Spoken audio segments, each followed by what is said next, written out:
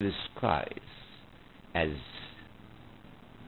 this Garden of Eden, thousands and thousands of square miles or acres, with nobody, as they said, nobody inhabiting it.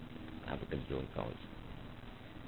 Nobody inhabiting it, and it's fertile, and everything can grow there, and they've got minerals, and send out some people to settle because it's there for the pickings. And very cautiously, but the colonial office did advertisements in the English papers and spoke about this land of Eden, and they could go out. And then the colonial office also helped them by granting loans and granting gifts and arranged with the banks so that they could borrow what they want at very little interest rates to start their farms. And a lot of the Englishmen came out in waves. The first Englishmen came out under the invitation of the British colonial office. They were the first planters that came out there now. The planters, the English planters. And they found it, as the man said, it was fertile land. There's lots of land, except that there are Africans there. Well, they did not regard these Africans as a hindrance, because they were just Africans. They regarded them as labor, which they used them. But the Africans had been there for a long time. For instance, the Maasai had their areas in the Great Divide, as you know, in the gorge there, and lived there for centuries, and different places. Kikuyu had their places up in the Kiambu and Aberdare forests. They lived up there for centuries, the Kikuyu and so on. And the British just drew them up and said, you take that, and gave out to these farmers land at sometimes 999 years lease. Well, I mean, that's forever. Not the usual 99 years lease, as we have when you want to settle people permanently, but 990 years, 999 years leases. So like 1,000 it's forever. And at very low rates of interest, and granted them settlement money. And they did well. They had, I mean, an ordinary man who was a clerk at home in England went out on his adventure, a young man with his wife, and found himself a big owner of land, planter of land. He sent back and told his people what was happening there, and the British keep sending them out. So a few thousand planters came out there, and then another 1,000, because the land is so big it could have absorbed everybody. And they came out, and they got land, under these propitious circumstances and conditions. They formed the white planter settlement of Kenya. They were responsible to the colonial office, who had invited them there through the governors. The government of England now passed it over to the colonial office, because they are now a colony of Britain. So these men worked through the colonial office. How did they establish it in relation to the other countries, like France? Well, France, that was after 1884. They had their own places and their own parts there. They were strictly, this is strictly Kenya, and not Tanzania. Kenya.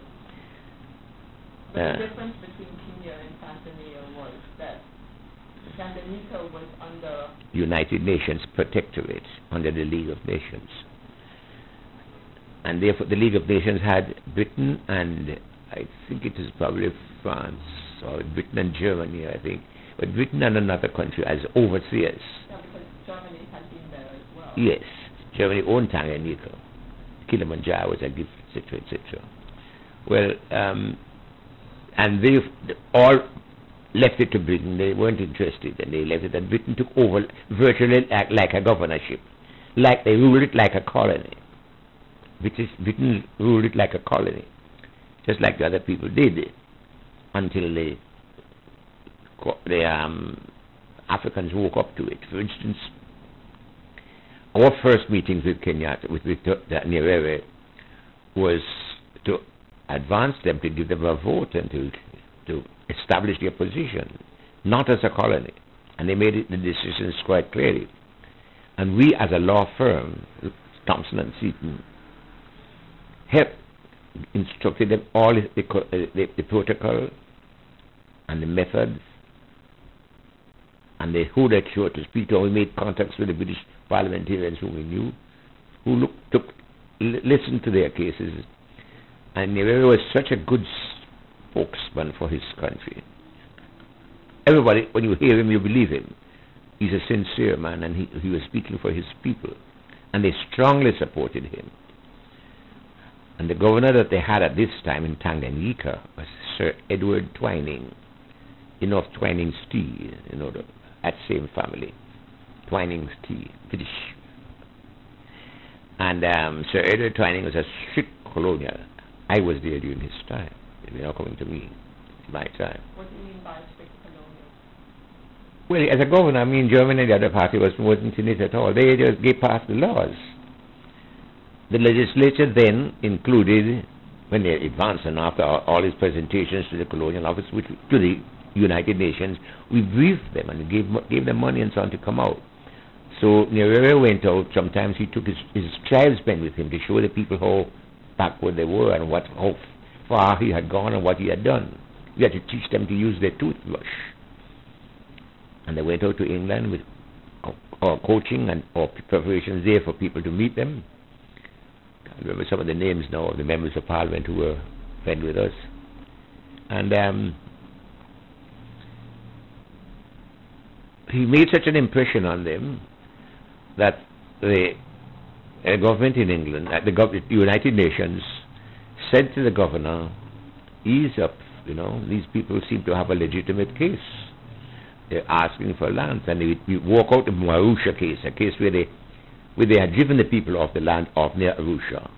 They had driven the people, the tribesmen off there, and taken their land under the pretext when they had to answer for it. They said the people were overgrazing the land and they had to go and mull the cattle. They had to go and cull them out, take out the cattle. And the man said, no, they didn't say that. Give them back their land. Which he didn't do. They took them, the colonial office told the farmers in Tanganyika, this is not clean, that's worse still. They take the people somewhere else, give them some other land if that's the way it is. And they said yes, and they took them to what they said was better land, which it was not. And the people who were there, and the African has a special connection with the land and with nature, like the Indians of old. The land, the water, the heavens, the spirits, the ancestors, they have a direct connection with them. They humanize them, in fact, and deify them. And they came back. So when they came back, the Tanganyika government and the Twining sent the soldiers and the Askari. Askari is the name for black policeman, the black policeman. Askari, A-S-K-A-R-I, Askari. Then you hear that. And the Askari came, not only beat them up and chased them off, but they now, on the instructions, set the houses, the huts they were, set it on fire. So they couldn't come back. There was no way to come back to. Set it on fire. And believe it or not, those people came back, dug holes in the place and said, we live in the caves here. This is our land. And they kept up the pressures. And they advised them to take the case to court. We will defend them. We will take the case to court. And we took the case to court. The court said, yes. Thousands of acres, thousands of square miles were taken from them. The court said they should be boundary settlements. Obviously, this is not something that should be settled in court. But it was against the planters, because the planters had nothing to do with that. It is their land. They were invited to come here, and now you invited us here, now you're turning against us. So they had it to do with, not with the colonial office or the protectorate or the United Nations. They had to quarrel now with the administration of the United Nations, Twining and the British representative. And I remember he made about 4 or 5 trips to England. He wrote out speeches for them.